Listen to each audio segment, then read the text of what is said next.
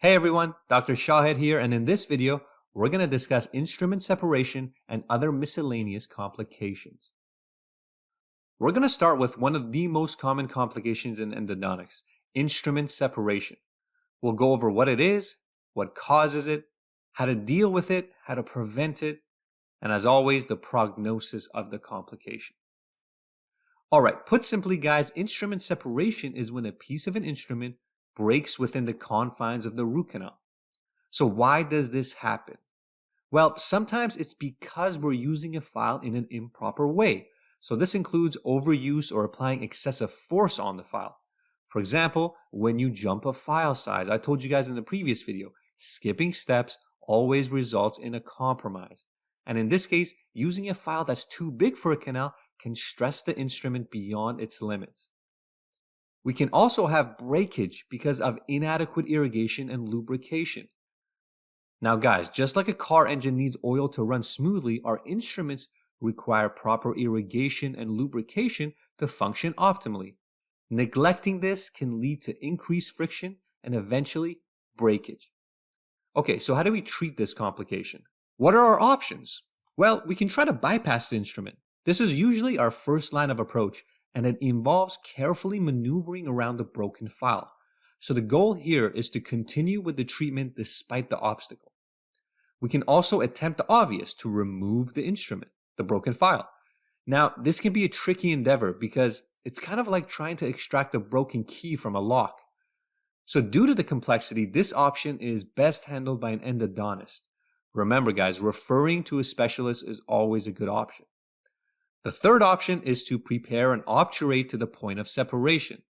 So if the canal is sufficiently disinfected and the broken instrument can't be bypassed or removed, we may need to just adjust our treatment goal. So essentially, we prepare and fill the canal up to the new working length. Alright, let's talk about prevention because this complication can be easily avoided. We have to recognize that every tool has its breaking point. Understanding and respecting these limitations is crucial in preventing instrument separation. So, the continual lubrication of the instrument is just one of the ways we can lengthen the lifespan of our files. Regular use of irrigants and lubricants reduce friction, and this allows our instruments to navigate the canals more smoothly. We can also have regular examination of our instruments for signs of fatigue. So, for steel files, we can look for fluting distortions, signs of unwinding or twisting as seen on the illustration. Guys, these are telltale signs of wear and tear, much like checking a car for dents or rust. Now for nickel titanium files, unfortunately, these ones are more prone to sudden breakage and may not exhibit the same visual signs of stress as our steel files. So the strategy here is to actually discard them before breakage occurs, and this kind of comes down to experience. But regular replacement of files is recommended so you don't even run into this issue in the first place. Lastly, this is probably the fourth time I'm saying this, but don't skip file sizes. If you do, you're asking for trouble. The prognosis for a broken file is actually quite favorable if managed properly, and it mainly depends on the extent of debris remaining at the site of breakage. And if you guys have been paying attention to these videos, you'll know that the amount of debris remaining depends entirely on the timing of the separation. So we have a much better prognosis if the instrument separates after the majority of the cleaning and shaping has been done. On the other hand, we will obviously have a worse prognosis if the separation occurs before significant cleaning and shaping. So to bring it all together, think about separating a number 40 file at the working length compared to a number 15 file. Separation of that 40 file is a much better situation because it suggests that at least some degree of debridement to the working length would have been achieved. It's like completing a significant portion of cleaning before encountering the issue. Okay, last point, as always, it's essential to inform the patient about the situation and the potential implications. Transparent communication and proper documentation are key in staying out of trouble. Alright guys, let's turn our attention to a few miscellaneous complications, in particular complications associated with obturation and sodium hypochlorite accidents. Starting with obturation complications, we have underextended filling. Imagine you're painting a room but stop short of the final corner. That's akin to an underextended filling in endodontics. It occurs when the obturation material falls short of the appropriate working length measurement. Okay, so why does this happen? Well, often it's due to a failure to confirm apical patency regularly during instrumentation. This leads to excess debris and a block in the canal. And if this happens early on and you end up cleaning and shaping to a shorter working length, the prognosis worsens and the tooth may experience further issues down the line.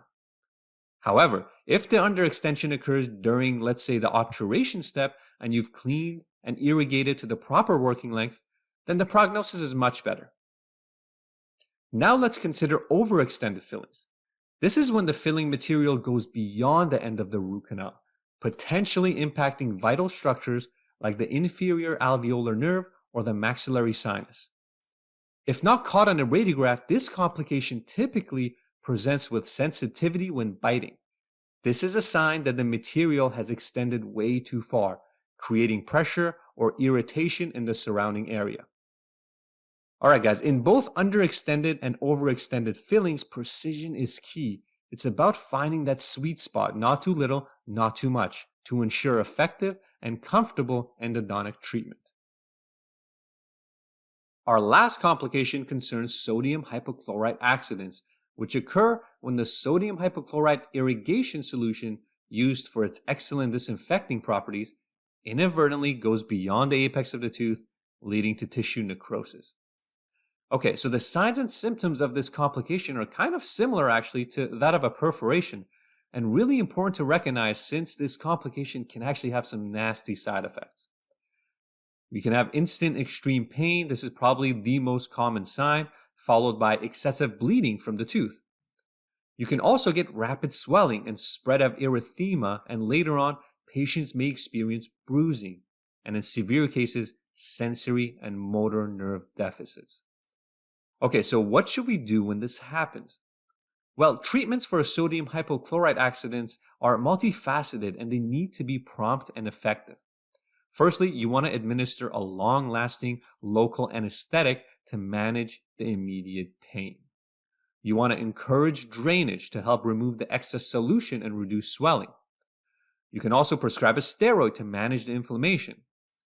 Now, a cold compress is always a good idea when bruising and swelling are involved, so we toss it in here. You can also prescribe antibiotics to prevent or treat any secondary infections. You can also prescribe analgesics for ongoing pain management. And finally, guys, daily follow-up is recommended to ensure the patient's condition is improving. Alright guys, now let's reinforce everything we just learned with a practice problem. Which endodontic procedural complication is identified in the radiograph?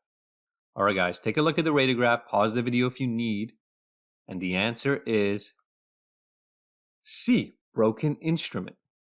You see that oddly straight radial opacity in the mesial root of the second molar? That's a broken file. You can tell because it doesn't blend in with the GP point right above it well at all, and it's way too straight and geometric. Now, if underextended filling was an option choice here, you could also have selected that because that's what we kind of see in the distal root. But in this case, the answer is broken instrument C. Alright guys, thank you for watching. See you next time.